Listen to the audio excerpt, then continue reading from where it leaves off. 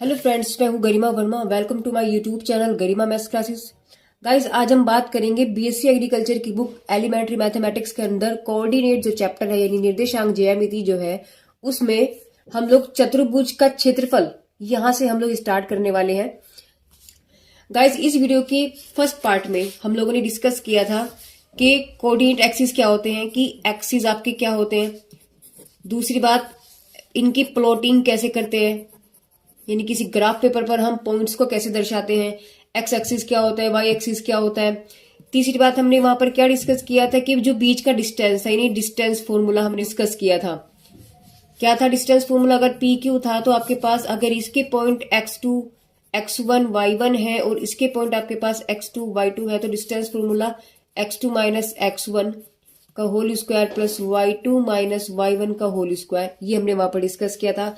और लास्ट में हमने लोगों ने वहां पर डिस्कस किया था कि किसी भी त्रिभुज का क्षेत्रफल किस तरीके से ज्ञात करेंगे अगर आपको 3 पॉइंट दिए हैं तो।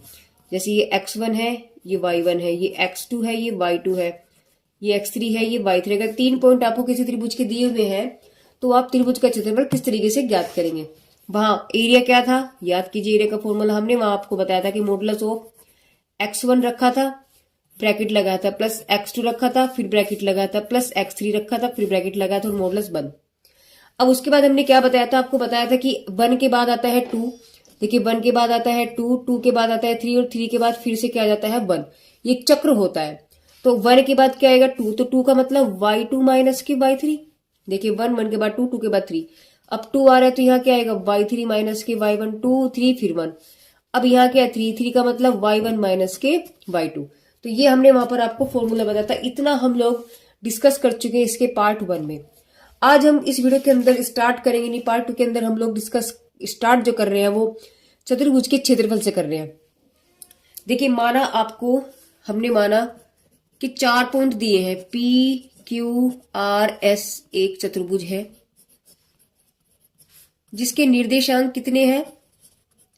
इसके निर्देशांक आपको दिए हैं, माना P के तो आपके पास x1 y1 दिया है, इसके आपको x2 y2 दिए हैं, इसके निर्देशांक आपके पास x3 y3 है और जो S है उसके निर्देशांक आपके पास x4 y4 है। तो आपको फॉर्मूला बताना है, यानी कि आपका कुछ ऐसे क्वाड्रिलेटरल बनेगा।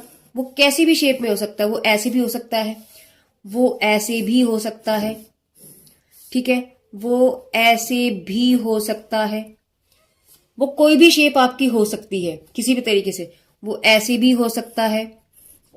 ये सब देखो आपके क्या है, P Q R S। P Q R S चतुर्भुज का मतलब 4 भुजाएं, उसकी शक्ल कुछ भी हो सकती है। इसके अंदर आपका वर्ग भी आता है, देखो वर्ग यानी कि स्क्वायर भी आता है इसके अंदर। इसके अंदर आपका आयत भी आ जाता है ना। इसके अंदर आपका समलंब भी आ जाता है। यदि हम आपको बता दें कि चतुर्भुज कितने प्रकार के होते हैं, कई प्रकार के होते हैं। जैसे एक तो होता है वर्ग। वर्ग की शेप कैसी होती है गाइस, ये रहा देखो, बिल्कुल सारे चारों भुजाएं आपकी इक्वल हो जाएंगी। आयत,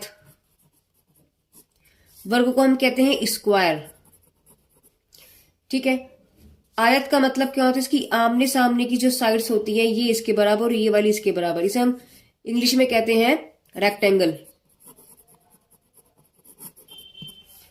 अच्छा, और क्या होता है आपके पास, होता है समांतर चतुर्भुज। यानी कि समांतर का मतलब कैसे हुआ आपके पास, यानी ये इसके समांतर होती है, ये इसके समांतर होती है, साथ में बराबर भी होती है। इंग्लिश में इसको हम कहते हैं पैरेललोग्राम। एक होता है आपके पास समलंब। समलंब की शक्ल कुछ ऐसे होती है, देखिए ये, यानी कि चारों भुजाएं आपकी अलग हैं बट ये आमने सामने वाली आपकी पैरेलल होती है और ये अनपैरेलल होती है। इंग्लिश में इसको कहते हैं हम टेरापिजोलियम। अब देखिए इस तरीके से ऐसे और भी शक्लें हो सकती हैं, जैसे आपको मैंने बताया ये वाली ऐसे भी हो सकता है ना, ऐसे भी हो सकता है। तो हम कुछ कह नहीं सकते। चतुर्भुज का मतलब आपके पास उसमें 4 भुजाएं होंगी। तो यहां से जैसे आपको दिया है कि P Q R S, ये भी आपके पास P Q R S हुआ, ये भी आपके पास P Q R S हुआ, ऐसे सब आपके पास P Q R S। एक हमने नाम रखा है P Q R S, वो ABCD भी रख सकते हो आप, XYZ भी आप रख सकते हो, एज यू विश, आपको जो ठीक लगे नाम हम कुछ भी रख सकते हैं। हमें तो यहाँ सिर्फ ये बताना है कि क्षेत्रफल को हम उसके एरिया को हम किस तरीके से फाइंड करेंगे। तो जो क्षेत्रफल का फॉर्मूला होता है वो क्या होता है, देखो हम लोगों को क्या करना है। पहली बात, सब चतुर्भुज आपके क्लियर हो गए। अब हम बात करने वाले हैं किसकी, इसके कि इसका एरिया। अगर आपसे एरिया पूछा जाए, आपको ये चारों पॉइंट दिए गए हो, ये x1, ये x2 y2, ये आपके पास x3 y3 है और ये आपके पास x4 y4 है। तो जैसे आपको पॉइंट दिए हैं तो आपको इनका एरिया निकालना है। एरिया का मतलब क्षेत्रफल, दैट मीन्स ये पूरा एरिया, इसका ये पूरा एरिया, समझ रहे हैं, ये पूरा एरिया। ये क्या है आपके पास, इसे हम क्या कहते हैं, यानी कि पूरा घिरा हुआ जो घिरा हुआ क्षेत्रफल होता है, यानी जो घिरा हुआ हिस्सा होता है उसे हम क्या कहते हैं, उसे ही हम क्षेत्रफल कहते हैं। ठीक है, तो चतुर्भुज का क्षेत्रफल क्या होगा, माना पी क्यू आर एस एक हमें माना पी क्यू आर एस एक आपको चतुर्भुज दिया हुआ है, जिसके निर्देशांक भी आपको दे दिए कि पी क्यू आर एस। उनके पॉइंट आपके पास क्या है, x1 y1 है, x2 y2, x3 y3 और x4 y4। सपोज करो हमने कोई भी एक शेप ये वाली ले ली, ये आपके पास चतुर्भुज है, तो ये P है, ये Q है, ये R है और ये S है। तो यहां से ये पॉइंट क्या आपके पास x1 y1 हुआ, ये x2 y2, x3 y3 और ये x4 y4। तो हमें इसका क्या निकालना है, हमें इसका एरिया पूछा है उसने कि इसका एरिया क्या होगा। देखिए एरिया कैसे निकालेंगे, तो उसका जो सूत्र है, यानी इसका जो सूत्र है उसको देखना पहले कि क्या निकालेंगे। देखिए यानी कि चतुर्भुज का क्षेत्रफल बराबर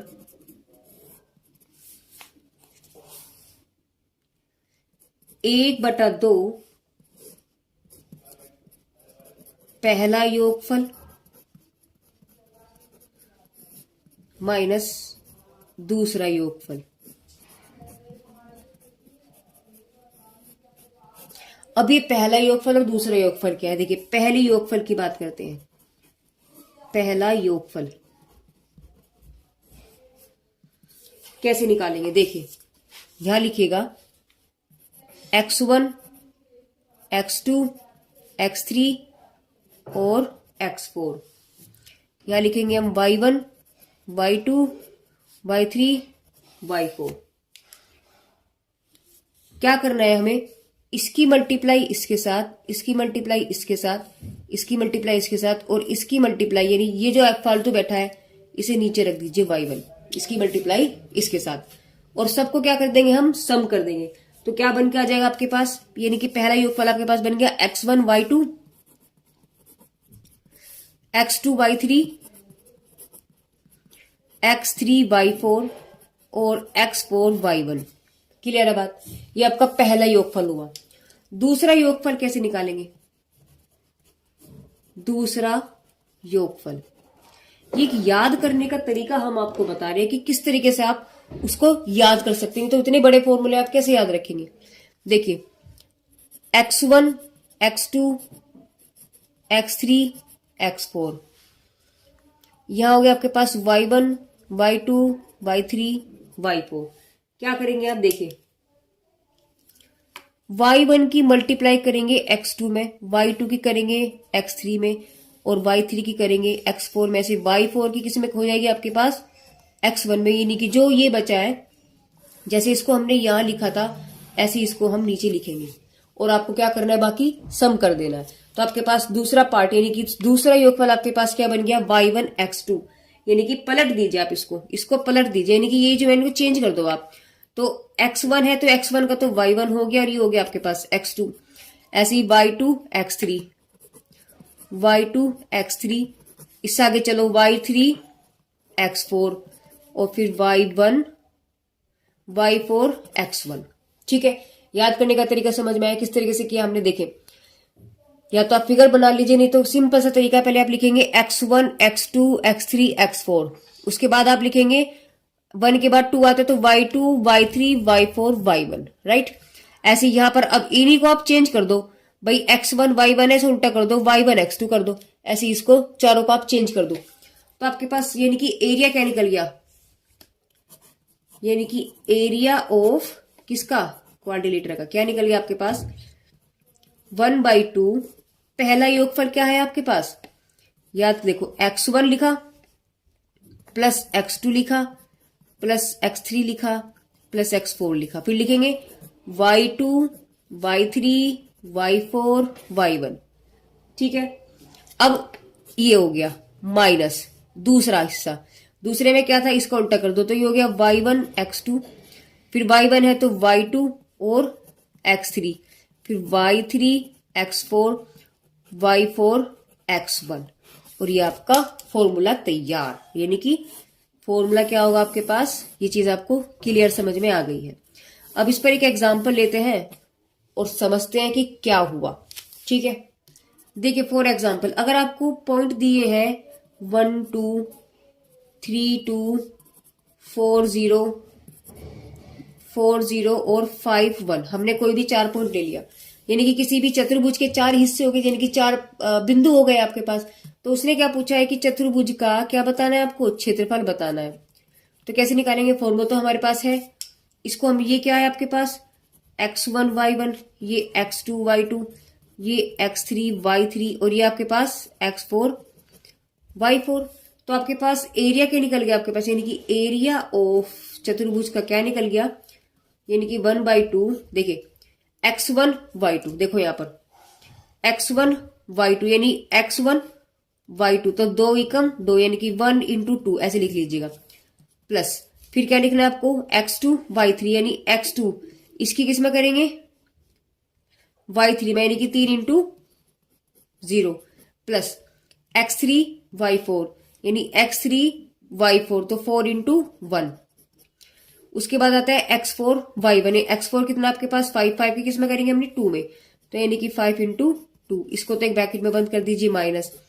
दूसरा पार्ट क्या है आपके पास y1 x2 यानी कि 2 की मल्टीप्लाई 3 में, तो 1 × 3 प्लस y2 x3, y2 कितना आपके पास 2, x3 कितना आपके पास 4, तो 2 × 4 प्लस y3 x4, तो y3 का वैल्यू है 0, x4 कितना है 5, तो × 5 प्लस y4 x1, y4 कितना आपके पास 1 × x1 कितना आपके पास देखिए 1।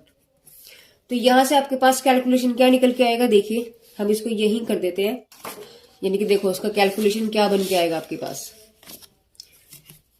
1/2, ये तो आ गया आपके पास 2 + 0 + 4 + 5 दूनी 10, ठीक बात, माइनस 1 + 8 + 0 + 1 और ब्रैकेट बंद। देखिए ब्रैकेट लगाना ना भूले, उससे नहीं तो आप मिस्टेक कर दो क्योंकि बाहर माइनस बैठा है, तो इसका आप ध्यान रखिए। ब्रैकेट के अंदर जो जैसे भी नंबर है उनको वैसे ही लिखना है। तो आपके पास एरिया बन जाएगा 1/2, 2 और 2 4 आपके पास 6 हो गए, माइनस के 10, तो यानी कि आपके पास 1/2 × में माइनस के 4, यानी आपके पास आ गया माइनस के 2 एरिया। बट एरिया क्या होता है, बट एरिया हमेशा पॉजिटिव होता है, तो इसकी एरिया कितने निकल गया, यानी कि 2 स्क्वायर यूनिट, यानी कि वर्ग इकाई। तो यहां से जब हमने इसको सोल्व किया हमारे पास आंसर कितना आया है 2 वर्ग इकाई। सही है बात। एक बार फिर से मैं रिपीट करती हूँ कि हमने क्या किया। देखिए चतुर्भुज का क्षेत्रफल जो होता है, हमने पहला योग निकाला, दूसरा योग निकाला। पहले योग के लिए क्या करेंगे, देखो इस तरीके से बनाया, तो हमने x1 की y2 में x2 y3 x3 y4 x4 y1 multiply करके सम कर दिया। दूसरा योग कैसे निकालेंगे, ऐसे लिखा, उल्टा चला दो, यानी y1 x2 y2 x3 y3 x4 और y4 x1, इस तरीके से उनका हमने सम कर दिया। इसकी वैल्यू निकालो, इसकी वैल्यू निकालो, जो इसकी आएगी और इसकी आएगी, इस वाले में से इसको माइनस कर दो और उसका कर दो हाफ। देखो इस वाले में से इसको घटाया, उसका कर दो हाफ, तो वही आपके पास आंसर आ जाएगा। चलिए आगे चलते हैं। देखिए गाइस, अब किस बात पर डिस्कस करने वाले हैं, अब हम बात करेंगे विभाजन सूत्र यानी कि सेक्शन फॉर्मूले। इसके अंदर सबसे पहला नंबर आता है आपका अंतःखंड विभाजन सूत्र का, यानी कि इंटरनल फॉर्मूला। देखिए इसका मतलब क्या हुआ, हमने माना कि पी क्यू आर 3 बिंदु हमारे पास है जिनके कोऑर्डिनेट कितने हैं आपके पास x1 y1 x2 y2 और xy, ठीक है। तो ये अंतःखंड विभाजन सूत्र क्या है, पहले तो इसको समझो। माना P और Q हमारे पास, P और Q ये पॉइंट हमारे पास, ये आपके पास x1 y1, ये आपके पास x2 y2, ठीक है, और ये आपके पास एक लाइन हो गई। तो पॉइंट R जो है, यानी कि जो पॉइंट R है, लिखेंगे यहाँ कि पॉइंट आर यानी बिंदु आर यानी कि एक्स वाई रेखा पी क्यू को अंतः विभाजित करता है। अंतः विभाजित यानी कि इंटरनली उसको अंतः विभाजित करता है। तो आर के निर्देशांक बताइए, यानी आर के निर्देशांक क्या होंगे हमें ये बताना है। तो देखिए आर आपके पास कहाँ है, पी क्यू को अंत विभाजित कर रहा है, यानी कि इस पी क्यू के कहीं अंदर है, यहां यहां यहां यहां कहीं पर भी। तो मैंने माना यहां कहीं को है, तो ये आपके पास आर पॉइंट हुआ। तो इसके पॉइंट क्या है आपके पास एक्स वाई। अब ये जो अंदर विभाजित कर रहा है, तो मैंने माना ये वाला डिस्टेंस कितना है आपके पास एम, और ये वाला डिस्टेंस आपके पास कितना है एन। यहाँ पर एक चीज आप याद रखेंगे कि आपके पास जो अनुपात होगा यानी कि जो रेशो होगा पी आर और आर क्यू का, पी आर बटे आर क्यू, ये हमेशा आपके पास एम बाई एन ही होना चाहिए। इसी ही फॉर्म में आप इसको मानेंगे, ये आप ध्यान रखिएगा। तो यहां से आपने क्या किया भाई, ये पॉइंट x1 y1 थे, x2 y2 है। आर जो है अंतः विभाजित कर रहा है, तो आर मैंने कहीं अंदर ले लिया, यहां यहां यहां हम कहीं पर भी अंदर ले सकते हैं इस लाइन पर। तो मैंने माना यहां है। अब कह रहा है कि आर के कोऑर्डिनेट बताओ, यानी आर के निर्देशांक बताओ। तो आर के निर्देशांक देखिए कैसे निकलेंगे। आर के निर्देशांक हुआ आपके पास एक्स और वाई। तो एक्स के निर्देशांक क्या हुए,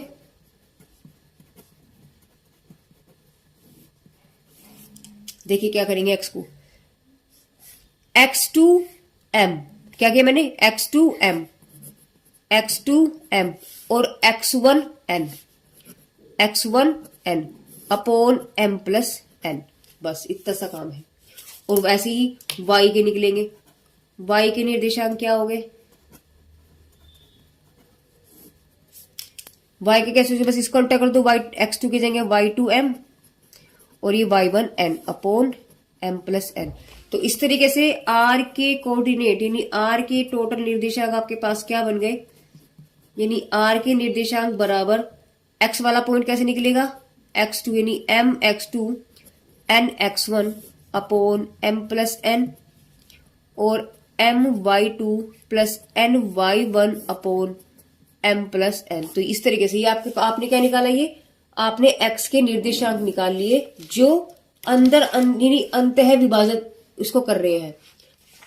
अब इस पर एक एग्जांपल समझ लेते हैं, यहीं के यहीं पर एग्जांपल।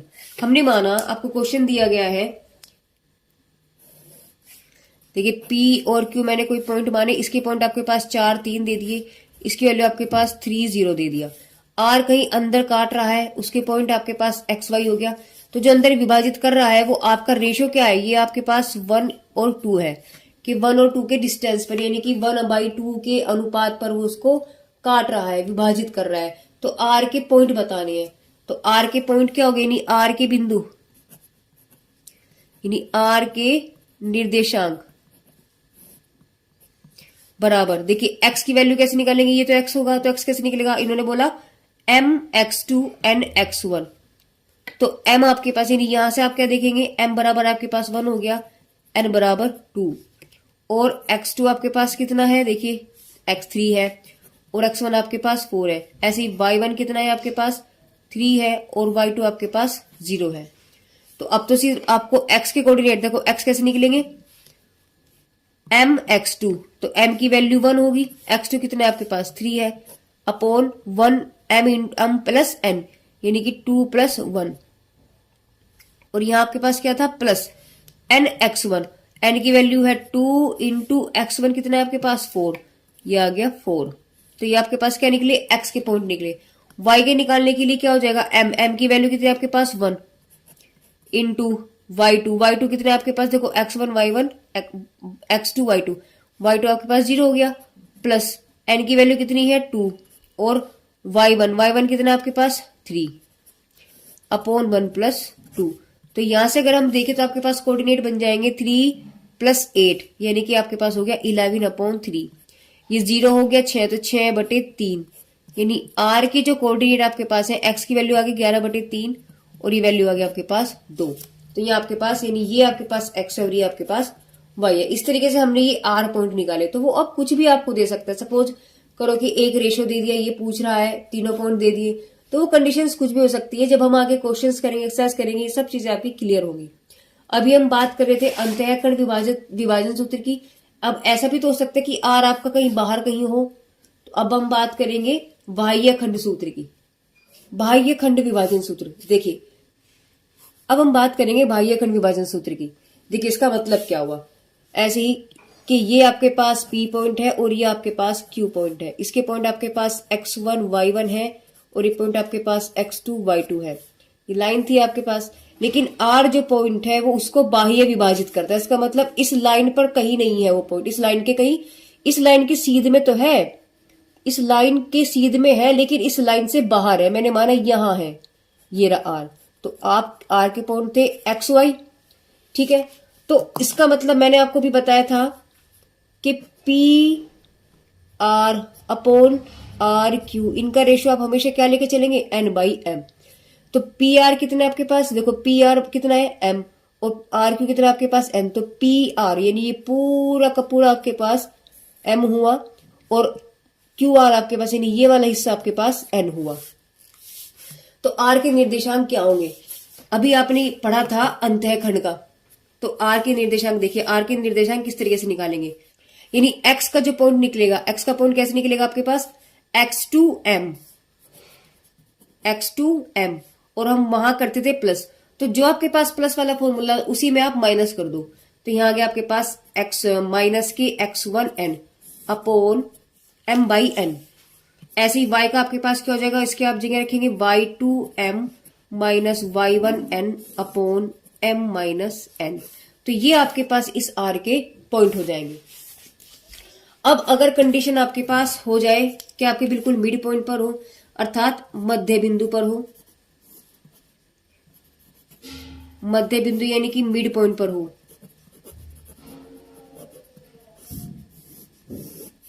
मिड पॉइंट का मतलब क्या हुआ कि ये P पॉइंट है, ये Q पॉइंट है और ये आपके पास लाइन है। इसकी पॉइंट आपके पास x1 y1 है, ये x2 y2 है। R जो है बिल्कुल एग्जैक्ट बीच में है, R बिल्कुल एग्जैक्ट बीच में है। मतलब सपोज करो अगर ये वैल्यू डिस्टेंस, अगर ये डिस्टेंस आपके पास 2 है, या ये वैल्यू अगर आपके पास यहां से यहां तक m है, तो ये भी आपके पास m ही है, ठीक है। तो हम लोग इसके लिए आपके पास R के निर्देशांक क्या होंगे, तो लिखेंगे R के निर्देशांक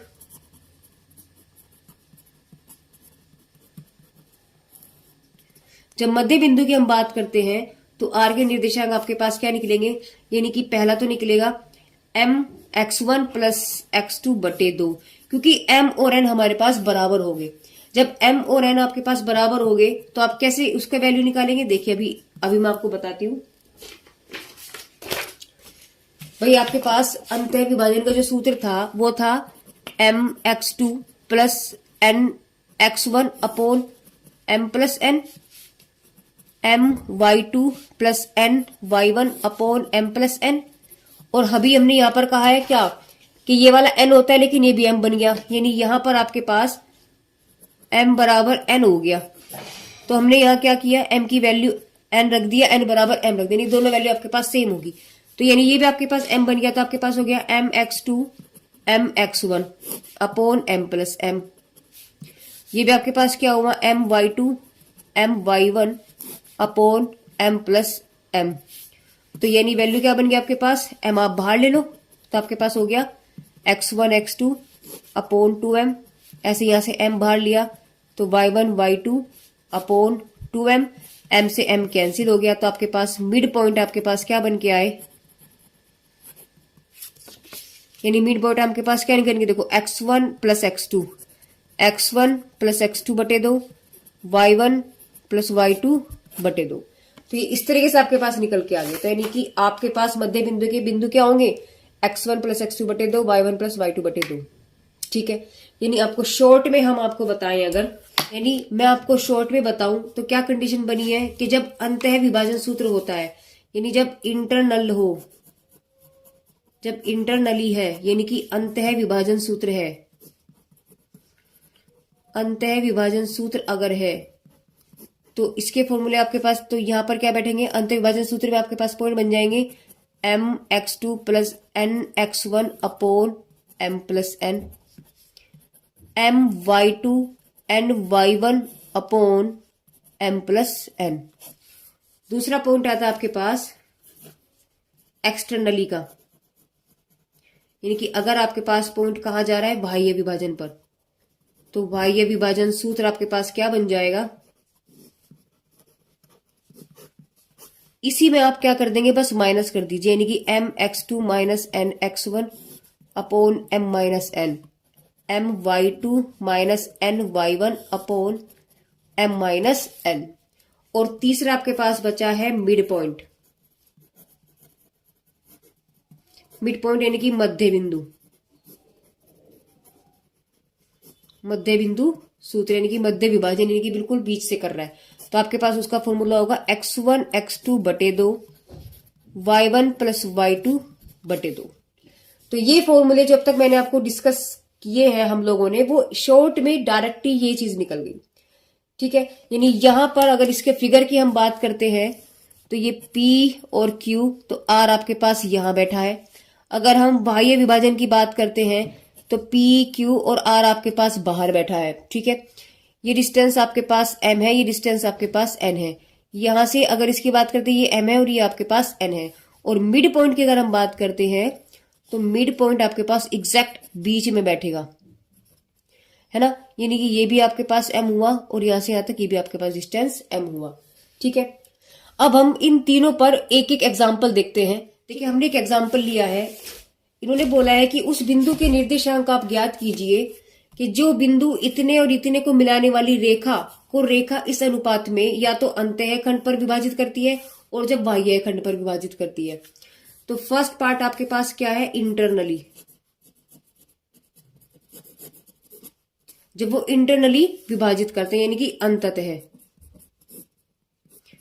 देखिए अंततः का सूत्र तो हमें याद है, क्या है, सूत्र से पहले हम एक फिगर बनाते हैं कि आपके पास P और Q पॉइंट हो गए, और P क्योंकि P की वैल्यू कितनी आपके पास 3 4 है और Q की वैल्यू आपके पास 1 2 है। इसने बोला कि वो बिंदु जो अंततः विभाजित जाता है, तो अंदर है इसका मतलब कहीं है अंदर, ये मैंने माना R, इसकी वैल्यू हो गई आपके पास XY, और ये R इस रेखा को, इन दो बिंदुओं से जाने वाली रेखा को 2:3 में बांटता है, यानी कि 2:3 में। इसका मतलब यहां से यहां तक 2, यहां से यहां तक 3, इसमें आपको विभाजित करता है। तो इस R के निर्देशांक बताइए, तो R के निर्देशांक क्या हो जाएंगे आपके पास,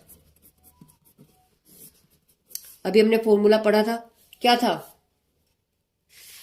देखिए यहां पर हम चलते हैं, जब अंततः था तो mx2 plus nx1 upon m plus n, और y2 बस x1 y1 की x1 x2 की जगह आपके पास क्या आ जाएगा, बस y1 y2। तो यहां से जब हम बात करते हैं तो हमारे पास फॉर्मूला है क्या, mx2 plus nx1 upon m plus n, my2 plus ny1 upon m plus n। तो यहां से आपके पास क्या निकल गया, m की वैल्यू 2 है, यानी यहां से हम क्या लिख सकते हैं कि m की वैल्यू 2 है, n की वैल्यू 3 है, और x1 आपके पास 3 है, x2 आपके पास 1 है, और y1 आपके पास 4 है, और y2 आपके पास 2 है, ठीक है। तो यहां से जब हमने पॉइंट्स रखे, नहीं m की वैल्यू कितनी है आपके पास 2 इंटू x2 कितना है आपके पास, देखिए 1, प्लस n कितना है आपके पास 3, x1 कितना है आपके पास 3 अपॉन m प्लस n, यानी कि 2 प्लस 3। y में क्या हो गया, m इंटू एक्स y2 यानी कि 2 इंटू 2 प्लस 3 इंटू 4 यानी कि n इंटू y1, और अपॉन 2 प्लस की 3। तो यहां से आपके पास पॉइंट निकल के 2 3 3 9, तो 2 प्लस की 9 अपॉन 5, और 4 प्लस की 3 चौक 12 बटे 5, यानी आपके पास आ जाएगा 11 अपॉन 5 और 16 अपॉन 5। तो ये पॉइंट आपके पास क्या है, ये R के निर्देशांक निकल गए।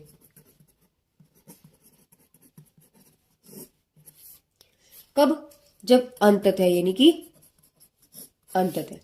अब अगर हमें वो एक्सटर्नली कह रहा है, यानी सेकंड पार्ट में आपसे कह रहा है बाह्य विभाजन में, तो y विभाजन का सूत्र सिर्फ यही था, सिर्फ यहाँ क्या आएगा आपके पास माइनस, तो mx2 minus nx1 upon m minus n, my2 ny1 upon m minus n। तो क्या करेंगे, ये यानी कि ये वाली वैल्यू जो आपके पास है, यानी कि 2 इंटू 1 माइनस के 3/3, तो आपके पास क्या बन गया, यानी कि ये वाली वैल्यू तो 2 माइनस 9 हो गया, 2 माइनस 9 अपॉन 2 में से देखो मैं आपको लिख देती हूँ, 2 इंटू 1 इंटू 3 इंटू 3 और m माइनस n, यानी कि 2 माइनस के 3। y2 आपके पास क्या हो गया, m की वैल्यू है 2 इंटू 2 माइनस n कितना आपके पास 3 और y1 आपके पास 4 अपॉन 2 माइनस के 3। ये देखिए 2 माइनस के 3, तो आपके पास हो गया 2 माइनस 3 3 9 अपॉन 2 में से 3 गया माइनस के 1, 4 माइनस आपके पास हो गया 12 अपॉन माइनस के 1। तो यानी आपके पास क्या निकल गया, माइनस के 7 अपॉन माइनस के 1, माइनस के 8 अपॉन माइनस के 1, माइनस से माइनस कैंसिल, तो आपके पास वैल्यू क्या रहेगी, सिर्फ ओनली 7 और 8। तो ये क्या पॉइंट निकल गया आपके पास, बाह्य विभाजन पर। ठीक है, यानी कि ये बिंदु जब होगा जब उसके पॉइंट के यानी लाइन के आपके पास बाहर होगा। देखो फिर से एक बार हम इस क्वेश्चन को समझते हैं कि इन्होंने पूछा था कि उस बिंदु के निर्देशांक ज्ञात करो जो इन दोनों बिंदुओं से मिलाने वाली रेखा, तो इन दिनों ये जो 2 पॉइंट है, इन 2 पॉइंट से मिलाने वाली रेखा को 2:3 में विभाजित करते हैं, वो बिंदु बताओ। तो 2 और 3 में विभाजित कर दिए। अब हमें पता है पहला पार्ट उसने पूछा है कि अगर ये वाला जो बिंदु है, ये जो बिंदु है जो हमसे पूछ रहा है, अगर वो अंतः विभाजित करता है तो क्या होगा, बाह्य विभाजित करता है तो क्या होगा। जब अंत विभाजन करता है तो अंत विभाजन के सूत्र आपके पास है mx2 plus nx1 upon m plus n, my2 plus ny1 plus m plus n। तो यहां से ये वैल्यू आपके पास x1 y1 है, ये आपके पास x2 y2 है, ये वैल्यू आपके पास m है और ये वैल्यू आपके पास n है। ये सारी वैल्यू हमने यहां से उठाई और इस फॉर्मूले में रख दी। सोल्व करके हमारे पास आया 11/5 और 16/5। तो ये वैल्यू आपके पास r के निर्देशांक जो निकल के आए वो इंटरनली थे। अब अगर हम बाह्य बड़ी बात करें बाह्य विभाजन की, तो इसी फॉर्मूले आपके पास सिर्फ क्या आ जाएगा, प्लस की जगह माइनस आ जाता है। तो यहां से आपके पास क्या निकल गया, यानी कि पॉइंट तो एक ही वही है, इन पॉइंट्स को यहां देखिए फिगर क्या बनेगा इसका, यानी कि पी क्यू, इसकी वैल्यू क्या है आपके पास 3 4 है और इसके पॉइंट आपके पास है 1 2, लेकिन आर कहां जा रहा है, अब बाह्य विभाजन में जा रहा है। इसका मतलब इसके साथ अंदर नहीं है, लेकिन है तो इसी सीध में, लेकिन कहीं बाहर है। ठीक है, तो 2:3 में बांट रहा है, यानी कि ये वाला